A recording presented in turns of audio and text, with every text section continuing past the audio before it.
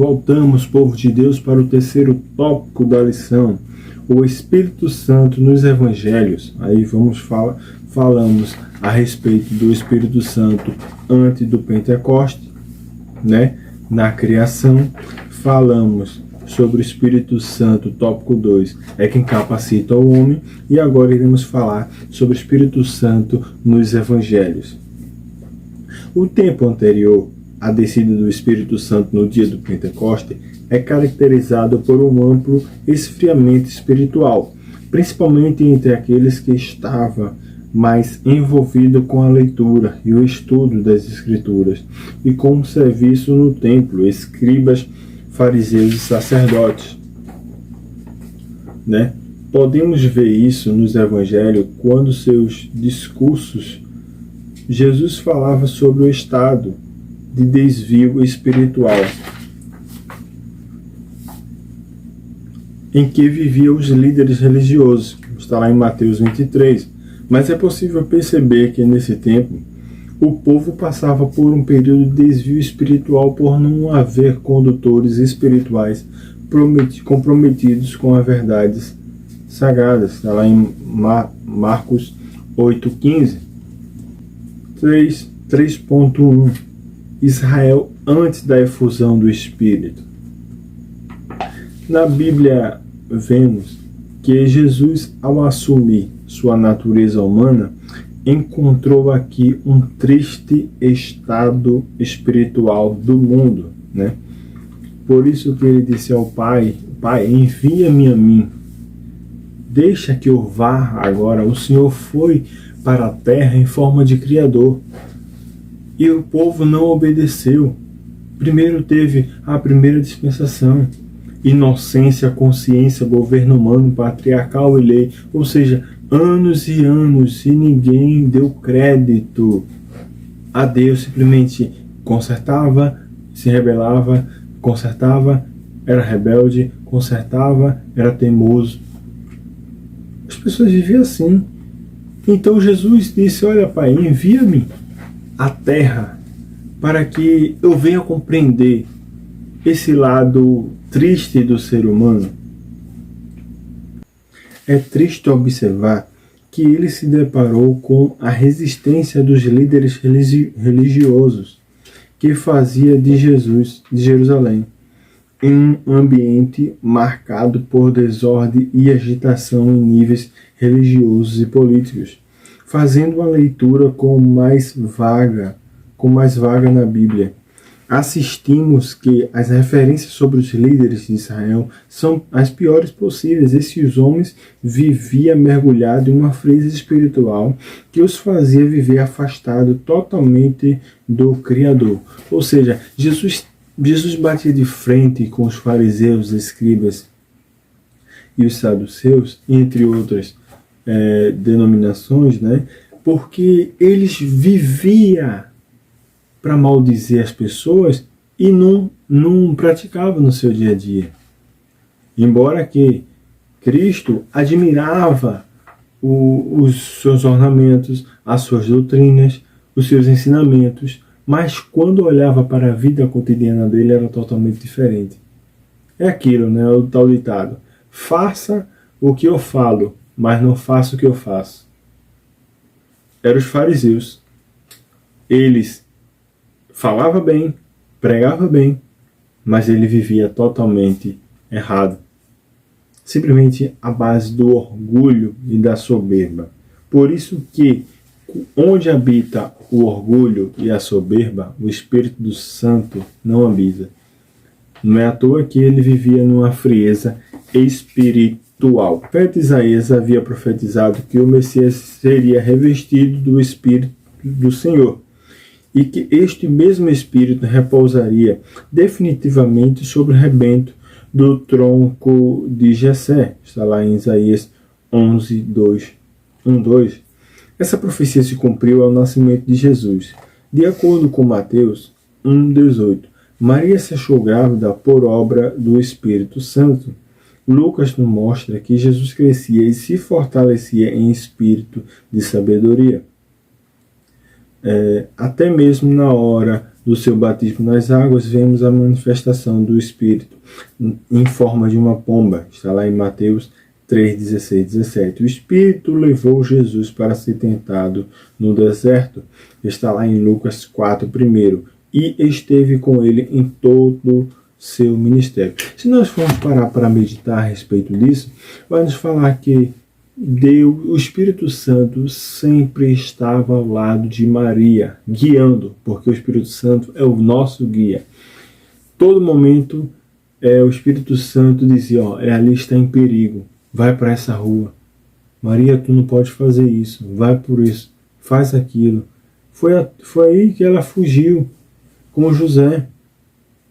E a certo ponto na qual as contrações delas aumentaram, e ela teve que parar ali na manjedoura e deu à luz ao seu filho. Mas tudo isso foi planejado, porque Cristo tinha que vir ao mundo em forma humilde.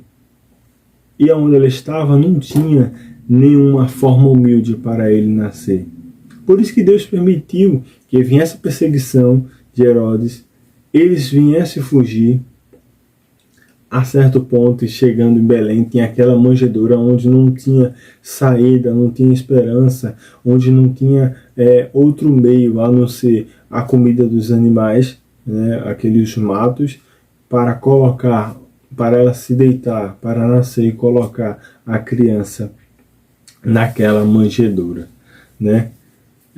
Glória a Deus, aleluia. Se nós formos para meditar, o Espírito Santo, antes de Atos dos Apóstolos, ele sempre habitou com seus filhos. Aqui, primeira habitação do Espírito Santo vai nos falar a respeito de João Batista, que está lá em Lucas 1,15, que se depara de uma situação que, se nós formos analisar, o Espírito Santo fez uma promessa a um certo senhor chamado Zacarias. Zacarias, na qual não poderia ter filho, mas era um sacerdote. Isabel, sua mulher, estéril, não tinha condição nenhuma de ter filho.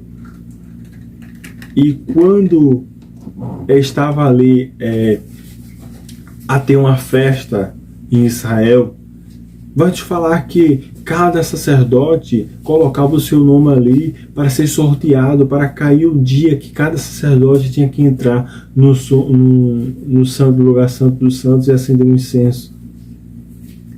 E ali, se você for parar para meditar, havia 32 mil sacerdotes. 32 mil. Ou seja, tinha muitas pessoas. Era praticamente impossível naquela semana cair a sorte em Zacarias. Mas quando Deus decretar a nossa vitória, não vai ninguém passar na nossa frente. É o momento certo, na hora certa, no lugar certo que Ele irá nos colocar. Porque Ele quer dar a nossa vitória. É isso que aconteceu com Zacarias. Ele era, para os dias de hoje, um pastor que Deus queria falar com ele lá dentro do templo, mas ele não poderia simplesmente entrar a não ser através de sorteio. Quando o seu nome foi sorteado, ele entra ali para oferecer a Deus, né, o incenso, acender o incenso, e quando ele está indo, está à direita dele o anjo do Senhor.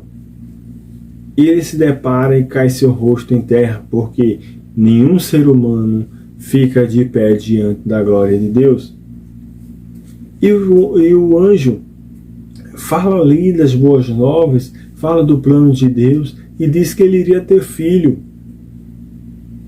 Ele duvida, simplesmente ele duvida, porque ele disse: eu sou velho, minha mulher é estéril, não tem condição de ela dar à luz. E eu não tenho condição, não tem. Simplesmente Deus me esqueceu, Deus me abandonou. Não tem nenhuma condição. E ele começa a sorrir, zombar. Simplesmente o anjo disse: olha, tu não irás falar enquanto esse filho não nascer. E quando o anjo termina de dar aquela mensagem, o anjo sai né, volta para o Pai e ele sai daquele templo, todo o povo ficou atônitos, porque ele entrou falando e saiu sem nenhuma voz, saiu mudo. E simplesmente ele só sabia escrever, ele só escrevia, dizendo o que aconteceu lá dentro. E quando ele vai contar para Isabel, Isabel se depara e diz: poxa, realmente aconteceu. Então, o que é que nós vamos fazer? Simplesmente o anjo vai até tu, Isabel, irá contar também. E olha, Isabel, ele me disse para colocar o nome dele de João. Algum propósito. Iria dizer que ele iria ser o caminho de Jesus, do futuro Messias. E aí foi.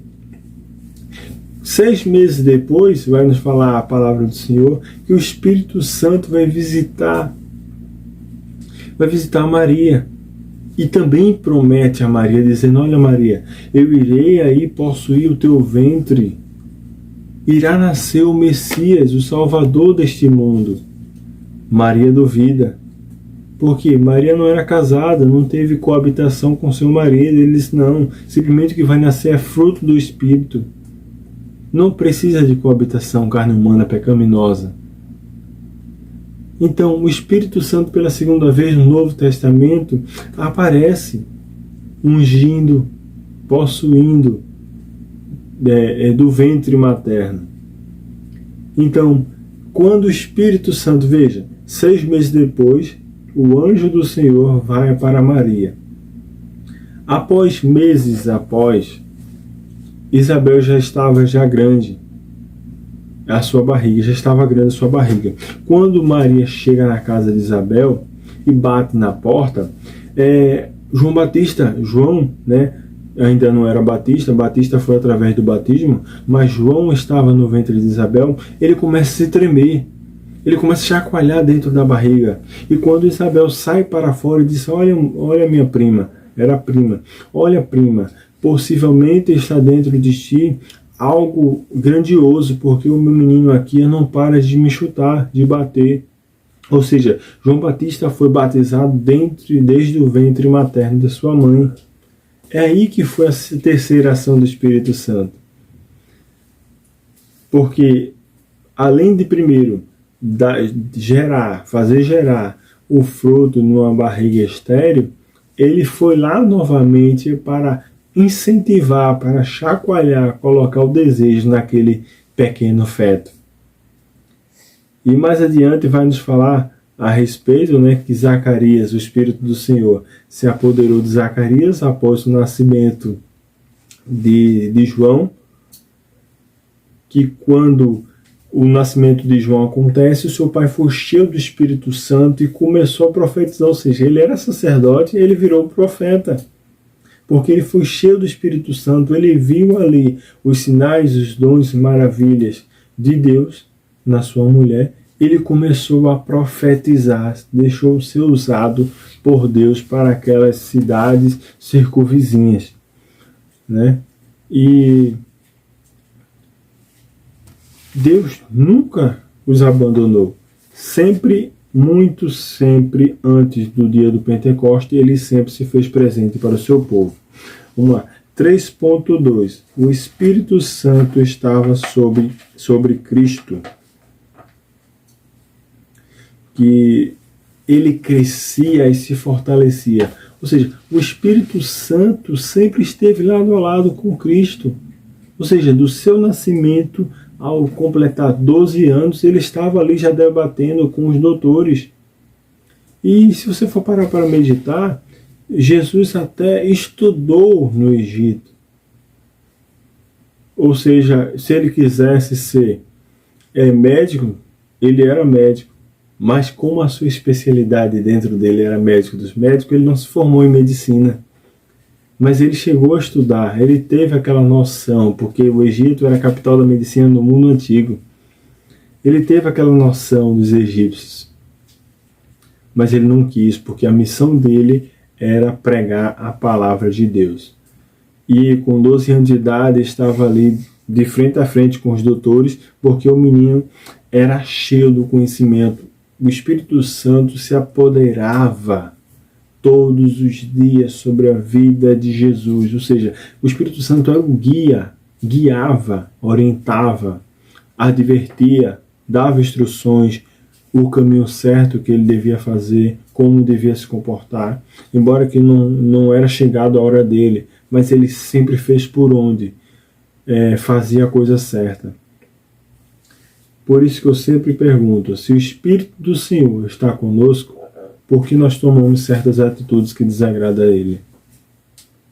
É aí que você pode parar para meditar. O Espírito do Senhor, a terceira ação do Espírito do Senhor sobre Cristo foi quando ele completa 30 anos. É notório, nós falar aqui em Lucas 4, primeiro, vamos falar que o Espírito do Senhor leva ele, guia ele ao deserto para ser tentado por Satanás. É aquilo, né? O Espírito Santo orientou, guiou, ensinou, advertiu, corrigiu, preparou ele em geral, porque sabia que com 30 anos Satanás estaria ali para lhe tentar. Embora que Jesus já sabia quem era a pessoa que iria lhe tentar, que iria fazer o teste, iria passar a prova. Pode ver que quando ele passa 40 dias no deserto, ele tem fome, mas ele está em jejum. Todo ser humano que entra em jejum com Deus, ele é forte, tanto espiritual quanto carnal.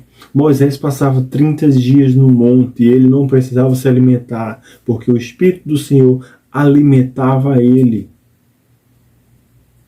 Todo ser humano que é cheio do Espírito Santo, ele é forte, tanto físico, quanto mental e quanto espiritual.